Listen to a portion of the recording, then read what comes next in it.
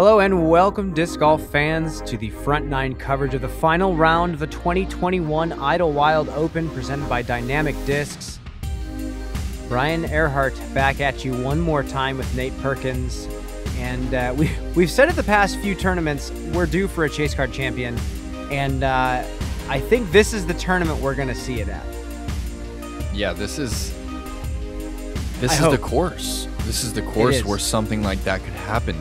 Idlewild is so unpredictable, and I think that's what makes it, for me, one of my favorite tournaments to compete at and to watch.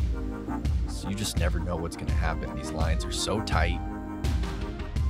And sometimes you are inches away from a perfect shot, kicking to a spot that gives you a double or triple bogey. We've seen it year after year.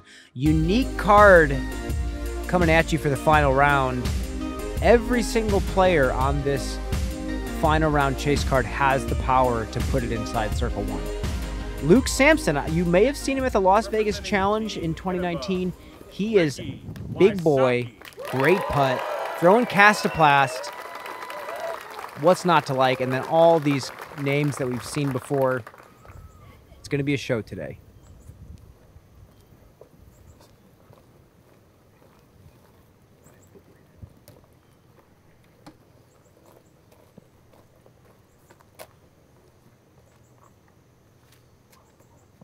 A little bit of a right to left. Not the best wind for the max distance line here on hole one. As soon as it gets on top of that wing, it kind of just draws it down and right. Yeah, if you watch Double G winning World's Distance, I believe it was 2019, you had a similar wind, hard right to left. He jacks it on this steep hyzer flip where the crosswind kind of flips it up to flat and then shoves it down. So yeah, like you said, tough wind to throw a distance shot in, but Calvin is really good at these long pushing hyzers. So Rick's coming into the round 5 back. Calvin is 6 back of Paul.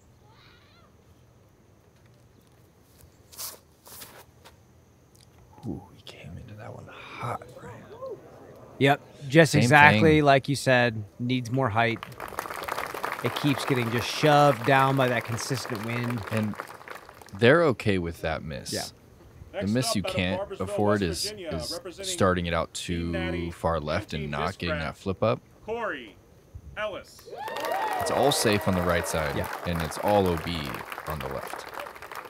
The last time we commentated a Corey Ellis round, we had the time of our lives. This dude I'm still giddy from it. blew our minds. I'm stoked anytime I get to play or commentate for Corey Ellis.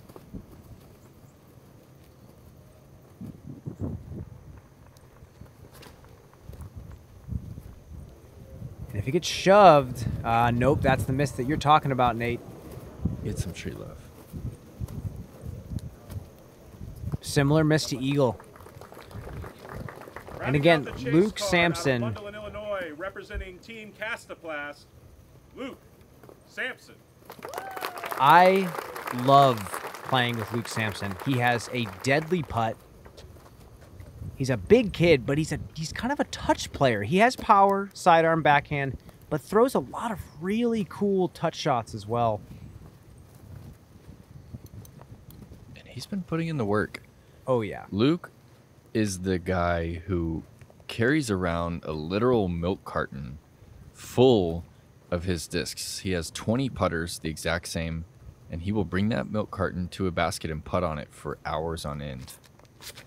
He's been traveling around in a minivan, sleeping out of his minivan.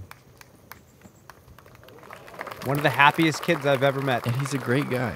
Always about that present moment that we've been talking about. It's hard not to root for him. Oh, yeah.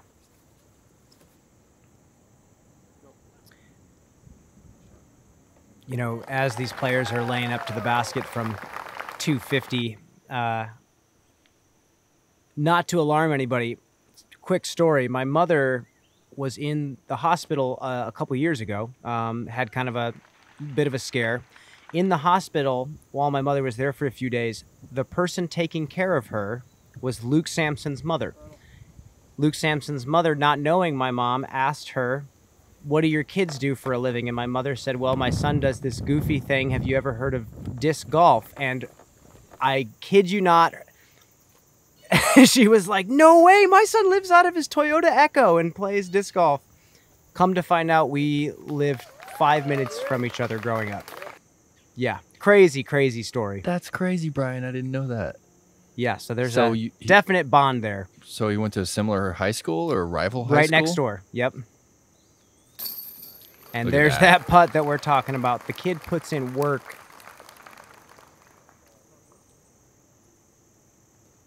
And Castoplast also has just a cult following in the States too. If you're a Berg thrower, there's no other disc like it on the market. And if you have them in your bag, throw it as hard as you want, and it just falls out of the sky.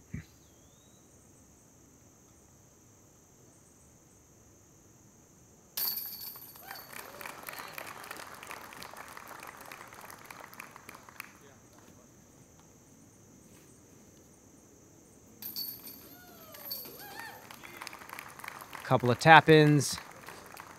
Corey taking the lone par, and we're going to move on to number 2. We've seen some rollers, we've seen some flicks, we've seen some turnovers. And then we've seen a bunch of different plays coming into this sloped green with the basket being pushed back and centered a little bit.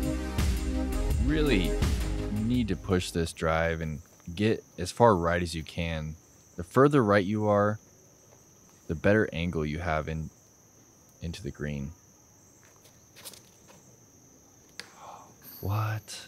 That was shockingly early out of Rick's hand. Did that just roll out of bounds? No, I don't believe... Okay, that's not quite the creek yet. Yeah, I know that I don't creek's think OB, he's but there. Calvin also going sidearm. This, to me, is the highest percentage play. Yeah, that's perfect. It's exactly what you want. He's going to be able to throw a mid from there.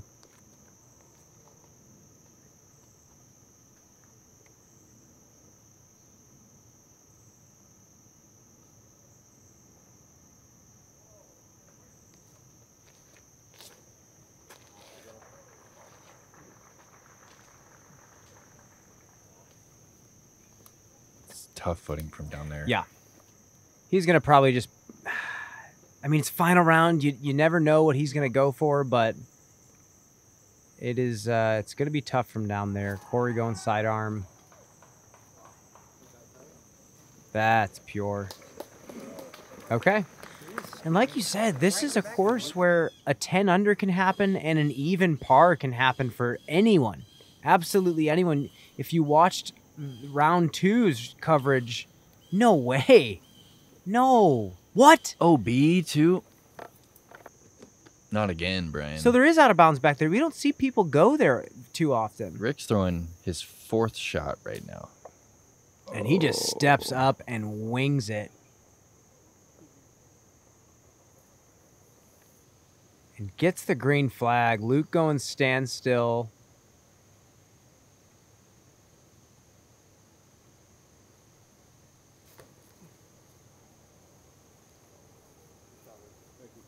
Yeah. Puts a nice safe move on it. Just outside circle 2.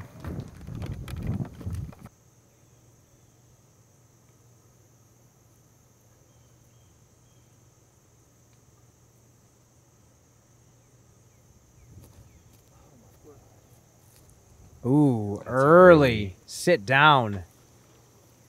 Oh, and Corey. That was straight out of bounds. Yeah, it really was. Not even a chance. Yeah, Calvin slowing down.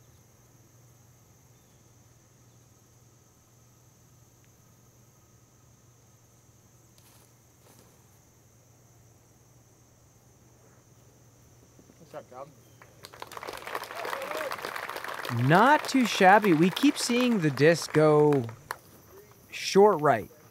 Haven't seen anyone really this week put it that close for birdie. It's hard to park this one. Yeah. It's hard to get yourself to throw at the pin when just past the pin is the pond, and you're likely not getting your disc back.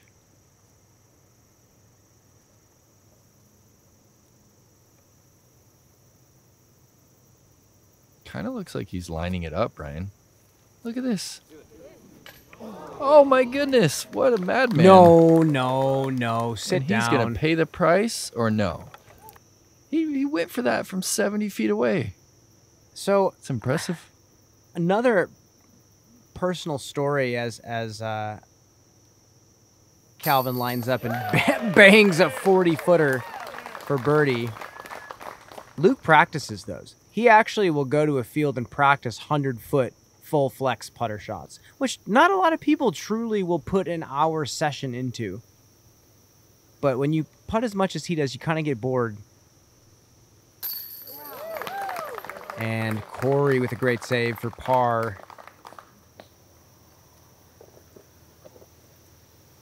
"35-foot uphill putt from out of bounds."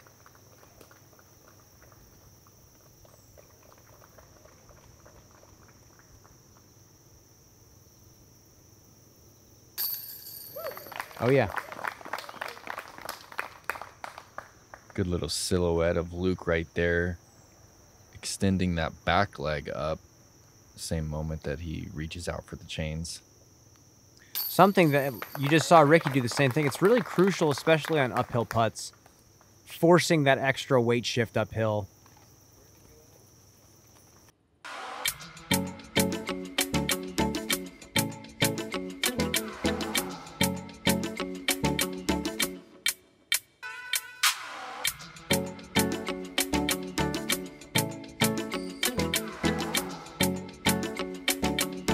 The National Amateur Disc Golf Tour. Take your first step into competition or your final step into professionalism. Visit nadgt.com for more information. Hole 3. Camp 3 is only 100 feet away. We've been camping in the same spot for years now. It's actually where we're recording commentary as we speak, right on the course. If you were wondering, it's a beautiful par 3. OB all along the left side, and then there's this OB creek right in front of the pin. Give us $1,000 ace, please. Come The on, bounty Calvin. is still on the line. Calvin's got eagle in his hand. Oh, it has a chance if it No starts way. Come on. Go fading. left.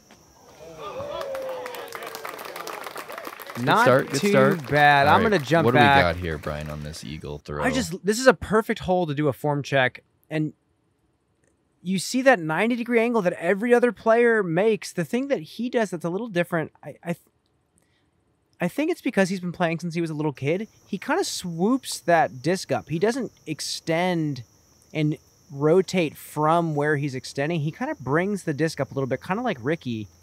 And I'm not sure if it's just because he has his release point just dialed. He can kind of break the rules a little bit, but near flawless form from Calvin Heimburg there.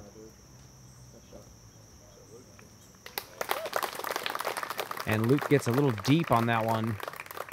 It's about 45, looking at the OB.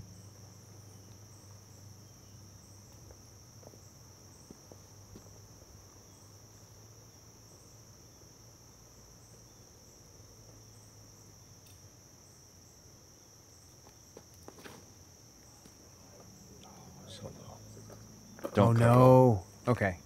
Should be right on the edge. And again, I'm not dogging on Calvin's form by any means. I actually find it interesting that players that have been playing for a long time all have a little authentic flair to the way they throw just because of how many thousands of times they've thrown a disc. It doesn't have to look as robotic.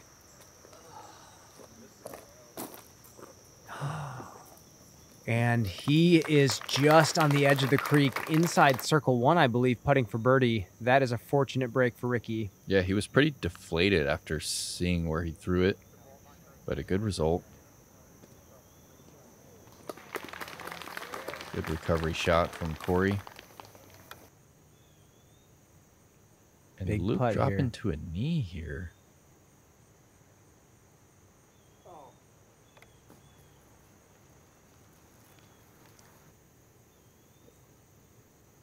I'm curious what makes him go to the knee. You think he's just trying to get a little bit more level with the basket so he's not putting down so downhill? Yeah.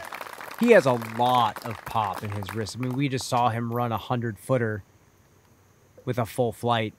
I think it's just to maybe slow him down and control it a bit. And yeah, maybe flatten out the angle. And this was a nice result for Ricky.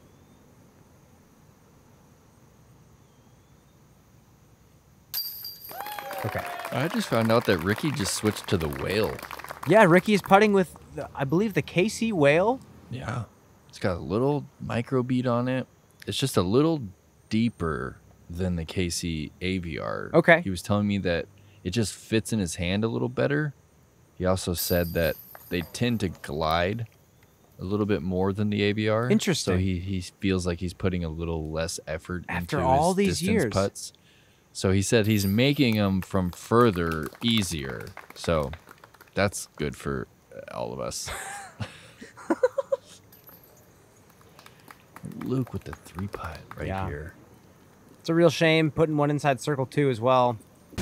Plenty of golf left moving into number 4. Pick your poison. The field is going for this one. Yeah, it's all wind depending. Yeah. It's all wind depending because I love the high turnover that pans flat, but it is a really technical shot. I say that, and then I think everyone on this card is actually going to be going for this now. That's definitely a go for it line right there.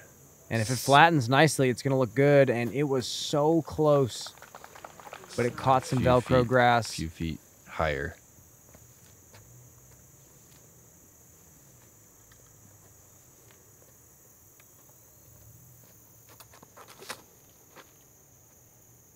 Okay. Oh, wow. That is definitely a bit of wind out there. I thought he was fading into the out of bounds and got shoved down pretty quickly. I think that's a T-bird, too, that he threw. Okay. So doing a little work for him. 432, maybe a standstill. Okay, he's going to down tempo. He's going to take an approach on this one. The two-stepper. He's gonna throw us with the two-step. He's just short of circle 1, not bad.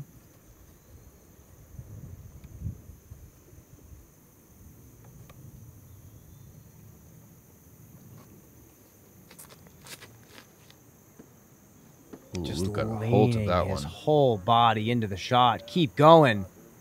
Now check up. He just hit the base. And that is a super park job. Got to give Luke some love here. Watch him lean his whole body into this shot. Beautiful little crow step of footwork. Super quick transfer of weight on that cross step. Luke is a big kid. He's about 6'3", 200 pounds. Baseball player. Just one of the many athletes that are getting better and better at this game.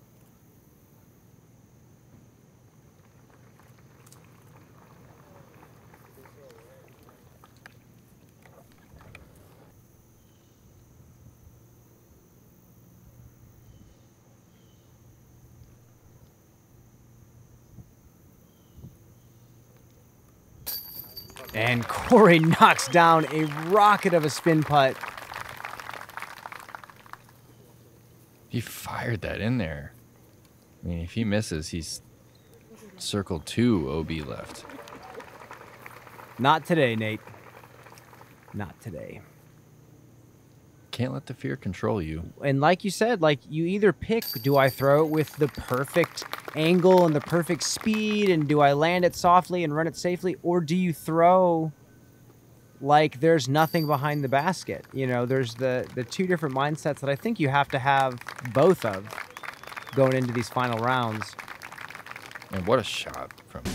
Touching the cardboard. And if you could do that on number 5, that would be equally as impressive. A really tough second shot no matter what, unless you're throwing the best roller of all time down this hill. You had mentioned the wind on this hole was a little bizarre. Yeah, it was coming off right to left during round 2. It was actually bit of a tailwind for this final round. So kind of a helping wind here, especially for this forehand. It allows you to flatten it out at the creek and trust that the tailwind's going to help stable it up. Oh, no, and Corey's going too deep. And you thought it was going to be perfect, but... Yeah, he smoked it. It just needed to get more right away. And Luke really loves this angle. He loves to throw his power forehands on a pretty steep hyzer. And that has flipped a lot, but that's got to keep moving right. Okay. Gets a little break right there. Similar looking line to Corey's and kind of hits that tree and kicks safe. I believe that was a Rask that he's flicking from Castoplast. Oh, Calvin going air shot. This is huge. Flying the tree. No. Oh, come on. Okay, green. And we saw him get to within circle 1 during round 2 and connect on a circle 1 eagle on this hole. The only player that I've ever heard of doing especially with an air shot. Circle 1. Okay, fighting against this crosswind. It better be a pretty stable disc, and it looks like it is. Oh, wow. Okay. He might be able to jump putt from there. It's cool to see rollers bounce off the tree like that. That is huge. That is a tough spot to get to. And no matter where you land on this fairway, you are left with a decision. Do you run the turf, or do you do what Luke just did and trust your distance putt? And if you're early left, you have a much tougher decision. You have to go over this creek. He's floating one. No. It's such a tight sliver to land on. But it's so tempting because the route is carved out for you on that left side. And it's hard to lay up short when you're going to be putting for your par from across the creek. It's a little easier to lay up when you're putting for your birdie. Exactly. Which I don't know if it should matter. Ricky could easily cash this. This is 90 feet. Yeah, Rick. Oh, looked good. I just instantly flashed back to him making it from the drop zone on the island hole at DDO. Just such a nasty putt. Luke's got his Rico out.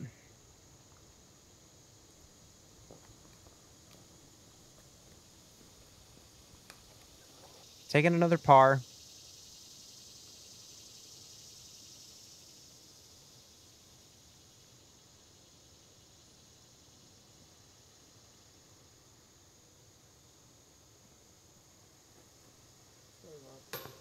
Kind of saw him short arm that right away. Yeah, you could see he didn't quite get the pop. He released it a little early, would you say?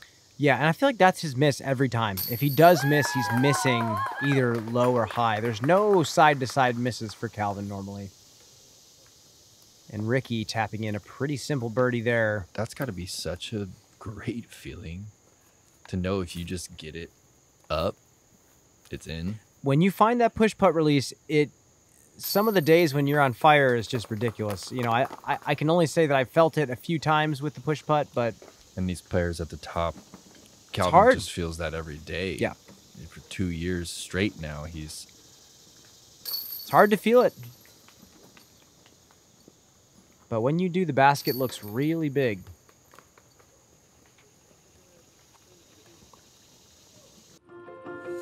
You've seen them in the hands of professionals, helping them compete at the highest level. Whale Sacks is a female-owned small business, handmade in the USA. We are dedicated to outstanding grip for all disc golfers.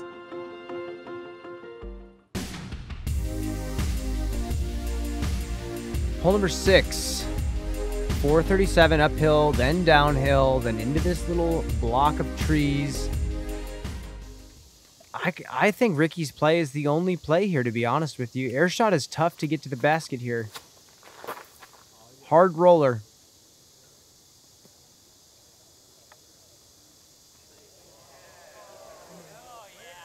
Yeah. It's a great shot. Fantastic shot. Yeah, there's some trees right off the right of the tee pad. They're so close to you.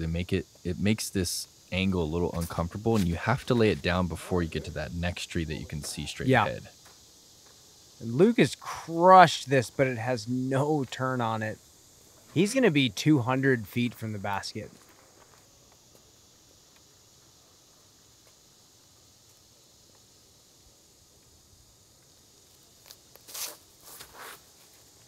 Oh, Calvin is going air shot. It's panning. Nope. And that's the miss. Almost every single time you see someone pure the air shot, you really don't see Calvin lay down the roller that often. Yeah, not really. He loves that power turnover. So does this guy. Oh, well, he's turned it all the way over into a roller that is perfect. Never mind. That got there so quick. That was so too. good. It's the best shot I've seen on the hole this weekend.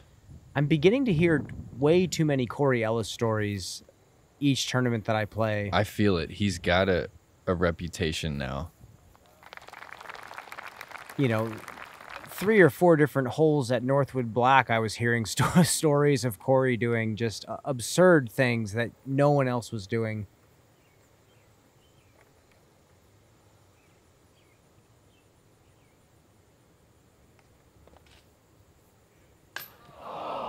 You should have him on your podcast, Brian. I want to hear his story. Corey? Oh, yeah. Corey is a great why does he throw? human Maybe being. his dad throws bomb standstills as well. You never know. Oh, yeah. We will find out. Oh, and Ricky hitting the edge of the bin and rolling to 25. Tough opening stretch for Rick for this final round.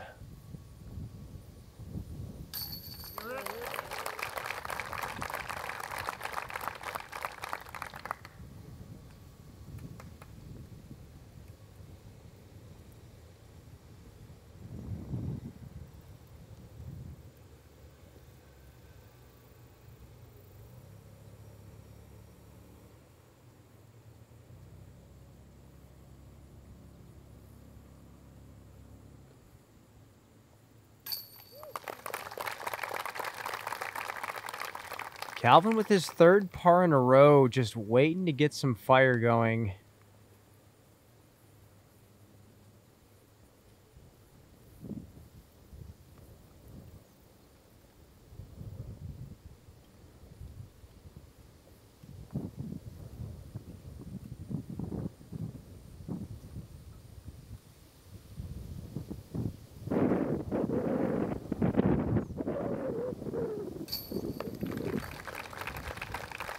Luke cashes the par putt as well. And you hear the wind is picking up. It's not only one of the trickier courses we see, the wind does seem to pick up every single year. And for this next stretch of 9 holes, we are in some dense woods. Very dense woods. Yeah, it's its own part of Idlewild. 7 through 15. Hole 7 has one of those gaps that you have to hit or you're going to bogey. It's like 6 feet across. It's directly in front of out of bounds, and you have to clear an out of bounds creek. Okay, Corey's gone a little inside, but that actually might pay off for him. It's going to be a standstill backhand for him if he wants it. I'm still just so surprised seeing driver out of the hand of these players. It's not that long of a shot, but I guess they're looking to push left, and Ricky's in a similar spot to where Eagle was. That might be the Invictus that Rick is throwing. Like a overstable 11 speed, 10 speed.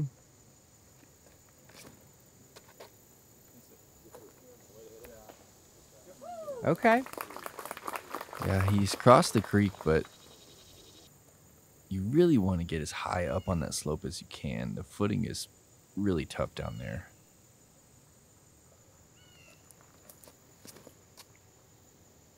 Okay. This looks solid. Calvin's forehand is definitely...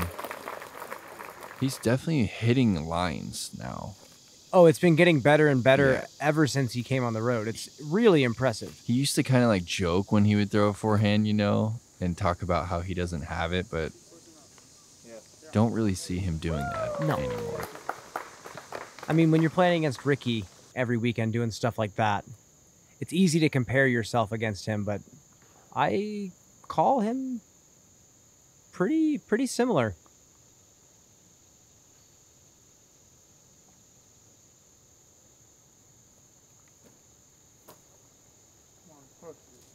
Ooh, Luke going putter flick.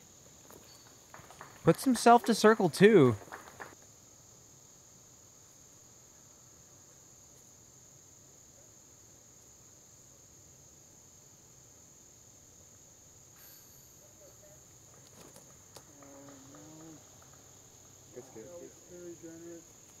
Okay, little kiss off the trees, and he's going to be just on the edge of circle one.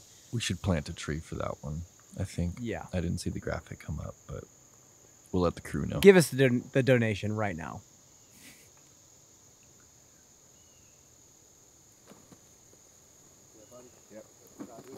Yeah, this hill kind of forces a lot of players to throw that standstill shot, but Corey might have done so anyway. Okay, 65, 70 footer here for Luke, uphill. Probably has to bend this one a little bit left to right.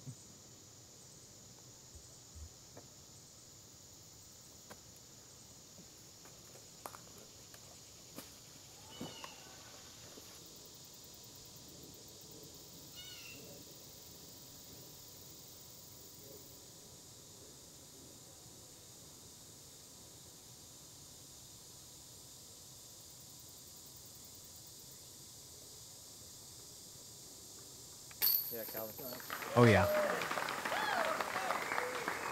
I can't be the only one out there who just constantly wonders what the man's thinking when he's looking down at his disc like that and just spinning it in his hand. Like, what is he thinking? What are his triggers? Nate, Like, I'm telling Calvin, you, know you're great, man. It is You know nothing. It is probably just bliss. absolute present bliss. And I think that's something that him and Ricky both have been so good at consistently channeling over the years. It is not easy to be a consistently good elite golfer, whether it's traditional golf or disc golf.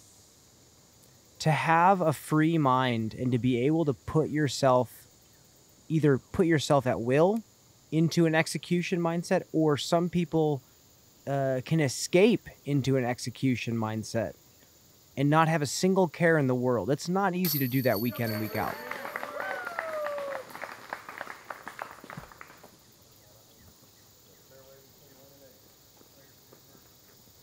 And Luke, the only player on this carding a par. 3 good birdies. Since it was released, the Halo Wraith has been my primary driver. These discs are so juicy. It's firm, it's got a nice flight plate. I really love the plastic. The Wraith's just like a disc that everyone needs. It's the perfect combination of distance and control. Looks great, flies even better.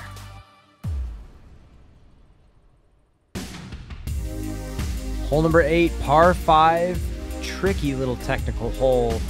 It can be eagled, but it can also be bogeyed just as easy. Throw a flex sidearm that pans through this blind gap in the middle of the fairway, and then you have to bend uphill off to the right sloped green. It's almost a mandatory forehand anhyzer. I feel like Idlewild really does that. There's not a lot of options off the tee in a lot of these holes. Ooh, high panning flick for Corey. This looks solid if it stays flat. And Well, it's a good spot right there. Yeah. Anything right side and past the small grouping of trees that he's at the front at has a good angle for a hyzer forehand in. Yeah.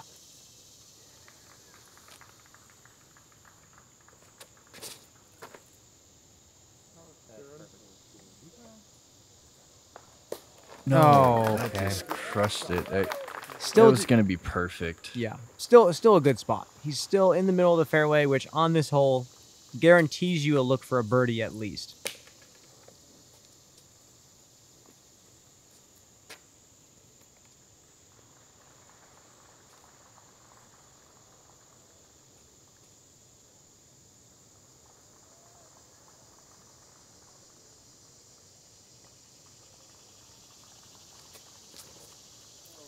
Ooh, little low out of the hand from Calvin, and that rolls to a prison cell.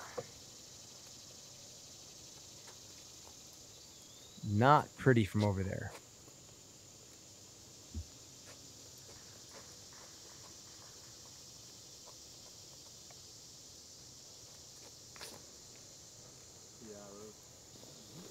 Oh, Luke, look at this. Picture perfect drive from Luke Samson. That's past that second tree. Mm-hmm. That was huge. So Calvin's got a bunch of little gaps to choose from. He doesn't need to bite off much here to put himself in position for a birdie.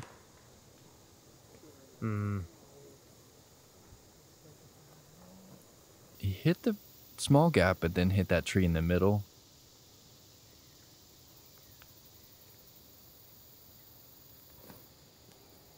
That's so violent. What? And he has snuck through the entire right side. He's inside circle 2. Good things happen when you throw hard, though. Uh-huh. I've noticed. Michael Johansson has said it best.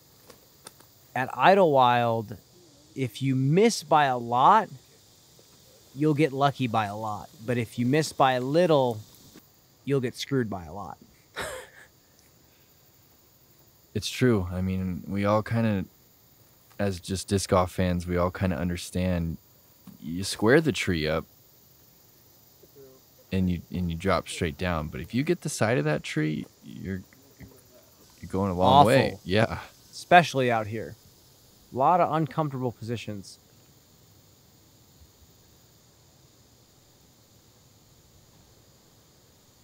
And Luke, after a phenomenal drive, has a wide open going. look. And he is putting for eagle from circle 1. That's one of the better drives I've seen. And it didn't look great, but he had a great stability, and it started And it was panning out. low. It started panning out so quick. Yeah, it still had a lot of pace when it hit the ground, and it was able to push forward because of that. We saw Ezra have this the other day. And Calvin, another tree kick. This has been a rough one for him. Corey for eagle. Yep, got it. Nice. Oh, that's so good. That's a 65. Give it to him. Gatekeeper rewind. It's the spin putt, Nate. It's here. The future of disc golf is here. Everybody has a 60 to 100 foot spin putt. The kids watching this because of that are all going to have that, if not better.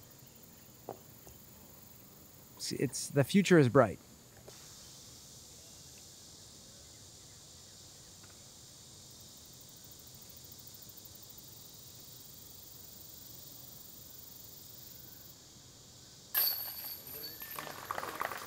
And that's an eagle for Luke Samson with a chip. It looked like a chip sidearm around the corner. He was way up the fairway on that one.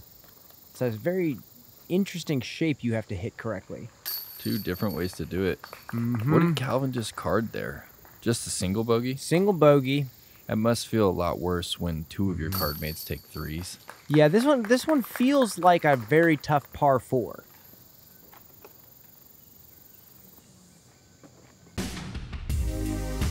Hole 9, 258, par 3. You can see it's a pretty tight gap off the tee.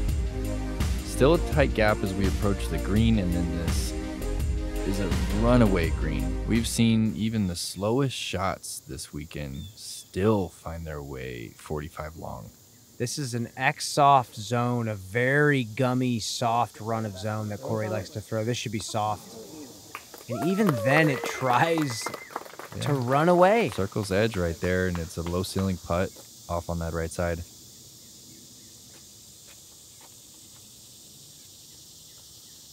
Luke also going with a little forehand. Ooh, steep hyzer. Okay. Downhill bid with a low ceiling. I want to see someone stick this softly on the green.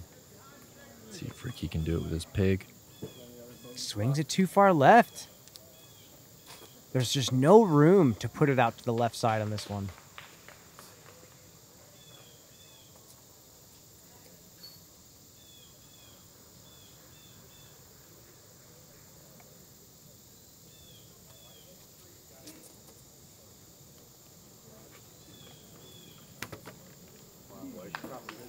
I guess you could call that a soft landing.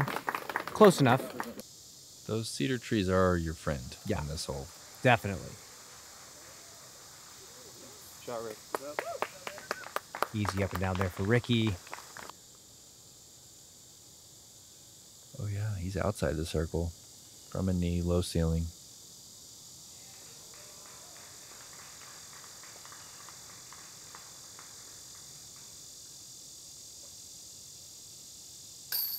Oh, yeah. He's so much fun to watch. His putts get there quick. Yeah, I wish we had a radar gun on putt speed. I would like to see who is putting the hardest on tour right now. I would put Corey up there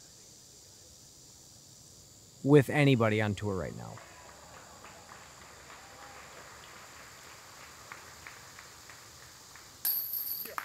Oh, just another great stroke from Luke. He's got a very unique release that I think I could pick out if there were just dark vectors of every player. I would know which one was his. Yeah, he's got that little hinge that when he draws down to his waist that is pretty recognizable.